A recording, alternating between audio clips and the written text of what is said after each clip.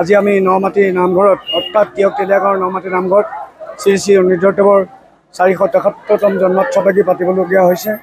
আমাৰ দুখৰ বিষয় আমি যথাসময়ত পাতিব নোৱাৰিলোঁ। বিভিন্ন বিষয়ত আমি এই অনুষ্ঠানটো পিছুৱাই দিবলগীয়া হৈছিল। আমাৰ মূল উদ্দেশ্য হ'ল মায়ামাৰ সম্প্ৰদায়ৰ আদ্যগুৰু শ্ৰী শ্ৰী অনিৰুদ্ধদেৱে 1553 চনত জন্মগ্ৰহণ কৰি 1601 চনত ধৰ্মৰ লগত ব্যাহতি হৈ 25 বছৰ কাল ধৰ্ম প্ৰচাৰ কৰি 1626 চনত ইহ সংসাৰৰ পৰা পৰলোকলৈ বৈকুণ্ঠগামী হ'ল।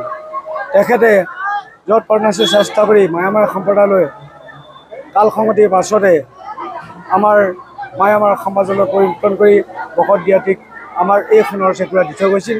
আজি যথাৱত তেখেতৰ জন্মদিনত তেখেতক স্মৰি আমি আজি জন্মোৎসৱভাগী পালন কৰা হৈছে।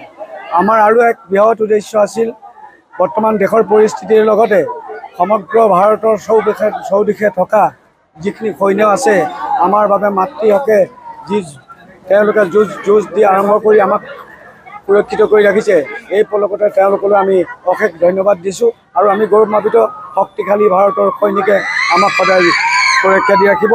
এই পলকতে ঈশ্বৰৰ ওচৰত প্ৰাৰ্থনা জনাইছোঁ, আদ্যগুৰুৰ ওচৰত আমি প্ৰাৰ্থনা জনাইছিলোঁ আমি যে সুৰক্ষিত থাকিব পাৰে সীমাই থকা জোৱানসকলক বিষয়ববীয়াসকলক ঈশ্বৰে কৃপা কৰি আমাৰ দেশ ৰক্ষা কৰক। ধন্যবাদ।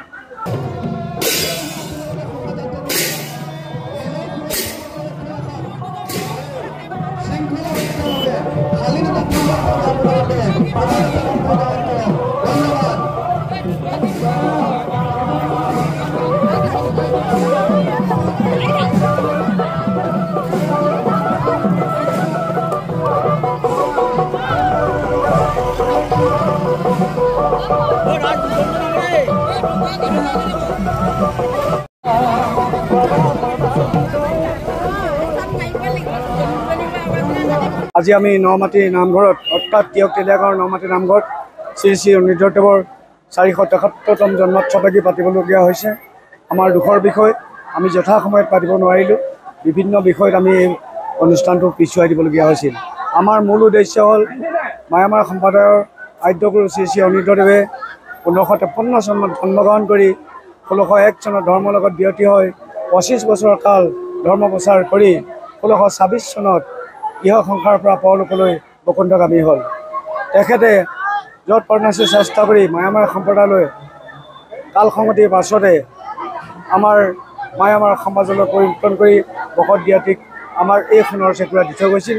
আজি যথাৱত তেখেতৰ জন্মদিনত তেখেতক স্মৰি আমি আজি জন্মোৎসৱভাগী পালন কৰা হৈছে।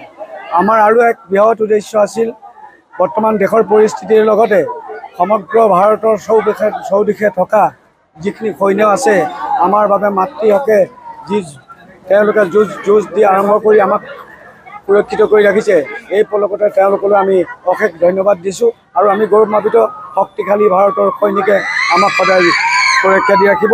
এই পলকতে ঈশ্বৰৰ ওচৰত প্ৰাৰ্থনা জনাইছোঁ, আদ্যগুৰুৰ ওচৰত আমি প্ৰাৰ্থনা জনাইছিলোঁ আমি যে সুৰক্ষিত থাকিব পাৰে সীমাই থকা জোৱানসকলক বিষয়ববীয়াসকলক ঈশ্বৰে কৃপা কৰি আমাৰ দেশ ৰক্ষা কৰক। ধন্যবাদ।